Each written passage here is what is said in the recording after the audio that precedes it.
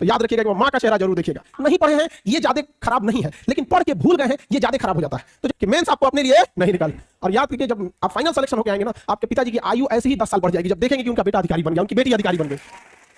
और लड़की लोगों को स्पेशल थैंक्स चाहिए अपने माता पिता को। रीजन क्या है कि वो समाज से, परिवार से लड़के आप लोगों को भेजे होंगे पढ़ने के लिए। एक पिता कैसे पूछिएगा कितना टफ होता है यहाँ पे। आपके आस पड़ोस वाले जो कंजर्वेटिव माइंडसेट के होते हैं वो कहते हैं कि बेटी पढ़ने भेजेंगे तो बाहर जाएगी तो क्या, उनके दिमाग में ना मेंटेलिटी अजीब सी रहती है, समझ रहा है कि ना। तो थोड़ा उनसे लड़ना भी बड़ा मुश्किल होता है। गर्ल्स लोग के साथ फैमिली को ये फेस करना पड़ता है। कुछ कंजर्वेटिव माइंडसेट वाले उनको क्या लगता है कि अच्छी लड़की, जो उन लोगों को लगता है कि अच्छी लड़की घर में रहती है। अरे बेवकूफो, अच्छी लड़की अच्छी ही रहेगी, चाहे वो घर में रहे, चाहे ऑफिस में रहे, चाहे जहां भी रहे। और अच्छा लड़का या अच्छी लड़की तो अच्छे बाई नेचर होते हैं, और खराब इंसान को चाहे जहां रखिए, मंदिर में चोरी करके चले आते हैं छोटा, सबको बताइए। अब बताओ इसमें इंसान जैसा, उसको जैसा परिवार से संस्कार मिलेगा वैसे ही रहेगा। तो गर्ल्स आपको ना क्या करते हैं ना, पेट्रियोटिक सोसाइटी जो है एकदम दबा के रखना चाहते हैं। अभी आप लोग को लड़ना नहीं है, अभी थोड़ा सा संभल के एकदम, जिस दिन रिजल्ट हो जाएगा ना उस दिन बस उस समाज से कहना है कि हमने माफ किया आपको।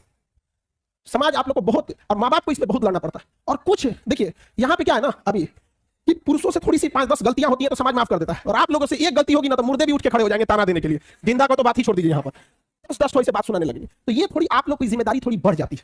तो जब जिम्मेदारी बढ़ जाती है तो थोड़े हम भी संभल के चलेंगे। जैसे बरसात में इंसान कदमे संभल के चलता है, ये देखता है कि बरसात बीत जाएगी फिर चीजें सही हो जाएगी। तो अभी का जो दौर है थोड़ा आप लोग भी अपने आप को कंट्रोल करके रखिएगा। और घर जब यहाँ से लौटिएगा तो थोड़ा अपने में, गर्ल्स लोग स्पेशली, पापा से अकेले में बैठ के एक बात जरूर कहिएगा कि पापा आप हम पे भरोसा दिखाए हैं, हमें पढ़ने भेजे हैं, वादा करते हैं आपसे आपका सर झुकने नहीं देंगे, प्लीज भरोसा कीजिए। आपके पापा उसी दिन जीत जाएंगे। इसलिए कभी भी हम हमेशा बात बोलते हैं कि ऐसा जब पढ़ने भेजे हैं ना कोई गलत काम नहीं उठाइएगा। एक बार सक्सेस हो जाओ, लाइफ आपके हिसाब से चलेगी। माँ बाप आपसे पूछ के डिसीजन लेंगे, लेकिन अगर आप कुछ सक्सेस ही नहीं लेंगे, माँ बाप आपको झेल के लेके चलेंगे, तो फिर आपसे डिसीजन क्यों लेंगे। अब आप बताइए, एक जिले का एसपी है, कप्तान है, वो कांस्टेबल से पूछ के डिसीजन लेता होगा अपने ऊपर डीआईजी और एसएसपी से। तो अभी आप लोग एक घर में किस लेवल पे बैठे हैं, बेरोजगार हो, उसके बाद सोचते हो डिसीजन लोग तुमसे लेके पूछे। अरे बेवकूफ, तुमसे डिसीजन जरूर लिया जाएगा बट उस लायक तो बनो। तो यहाँ पे सब लोग को कहते हैं, और हम लड़कियों को समझा रहे हैं, इसका मतलब लड़के ये नहीं कि तुम लोग छुट्टा साड़ हो,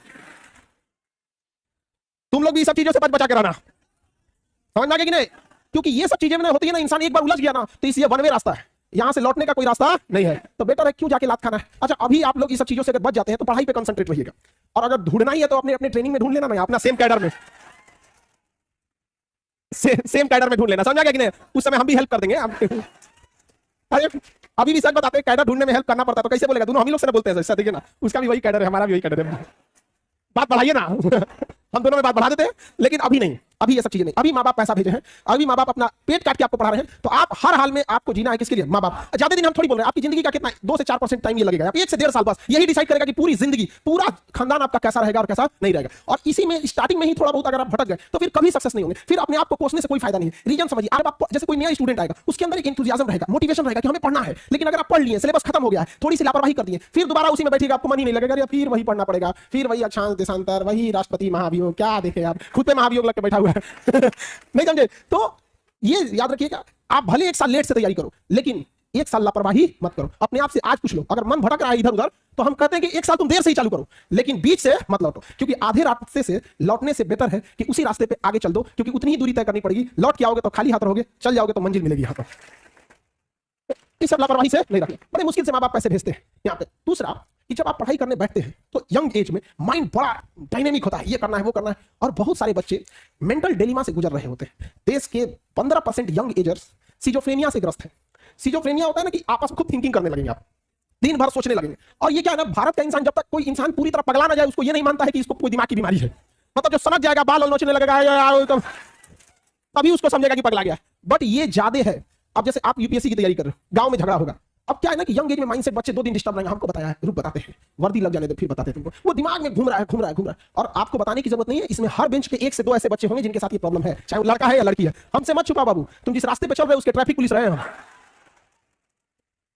समझा, क्योंकि सास भी कभी बहू थी तो हमें ये चीज भली भांति पता है, और हम आपकी तकलीफ को समझते हैं। आप पूरे दिन खत्म होने के बाद ऐसे बच्चे रात में रियलाइज करते हैं कि हमने आज पूरा दिन बर्बाद कर दिया। और ऐसा होता है बाबू, ये हर बेंच पे एक ऐसे बच्चे मिलेंगे इससे लड़ रहे हैं। हालांकि इसमें गवर्नमेंट को वर्क करना चाहिए क्योंकि उसके पास पूरी भारी भरकम मशीनरी है, पूरा सिस्टम है, हम लोग तो बस जागरूक कर सकते हैं आप। तो ऐसी चीजों में थिंकिंग ज्यादा आती है, तो थिंकिंग को रोकिए। आइडियाज दुनिया में हर लोगों के पास 10 आइडिया है, यहाँ हजारों लोग बैठे हैं, सबके पास एक एक आइडिया है। आइडिया की वैल्यू नहीं है आज के टाइम पे, आज के टाइम वैल्यू है एग्जीक्यूशन की। आप उस आइडिया को एग्जीक्यूट कर पा रहे हैं कि नहीं, सबको पता है कि किस तरह से रिजल्ट होता है, आइडिया सबके पास है, स्ट्रेटजी सबके पास, रिजल्ट किसका हुआ, जो उसे एग्जीक्यूट किया। आपको पता है प्लानिंग बनाने की ज्यादा जरूरत नहीं, पढ़ाई चालू करो, यहाँ पर प्लानिंग बनाओ कि आपको टाइम कैसे बर्बाद करना है।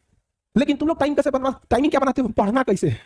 अगर मछली ये टाइम टेबल बनाए कि उसे तैरना कैसे है, तब तो हो गया मछली का कल्याण। आप पढ़ने आए हो बाबू, आपका दिन रात यही काम होना चाहिए कि पढ़ाई कर रहे हैं। आपके पास टाइमिंग इस बात की टाइम टेबल होना चाहिए कि बाहर कब जाना है, फोन पे कब बात करना है, कैसे क्या करना है। आप यकीन मानिएगा, आप ये बर्बाद वाला टाइम एक बार शेड्यूल बना के देखिएगा, फिर समझ में आएगा। हम लोग का भी फिक्स रहता है कि कितने बजे से कितने बजे के बीच में कोचिंग से स्टूडेंट से रिलेटेड प्रॉब्लम सुनना है। उस टाइम पे कुछ भी आ रहा है हम लोग दूसरे का नहीं सुनेंगे।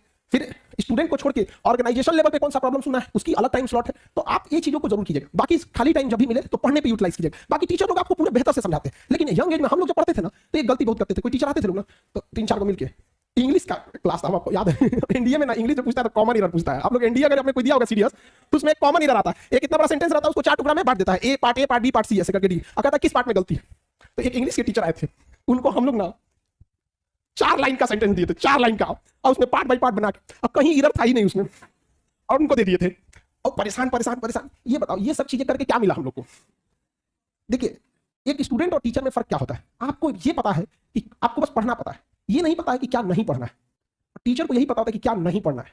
तो आप क्या होता है, कई बार जो आपको अच्छा लगता है ना, आप उसी को पढ़ते जाते हैं, पढ़ते जाते हैं। विद्यार्थी अमूमन किस किताब को खरीदता है, वो दिमाग में बैठाया रहता है कि उसको कोई टॉपिक, सपोज कीजिए ज्योग्राफी का किताब खरीदने गया, उसने उसको पता है कि मंगल ग्रह के बारे में कुछ पता है सब कुछ, तो उसको देखेगा किताब में कि वो बतिया उसमें लिखा है कि नहीं।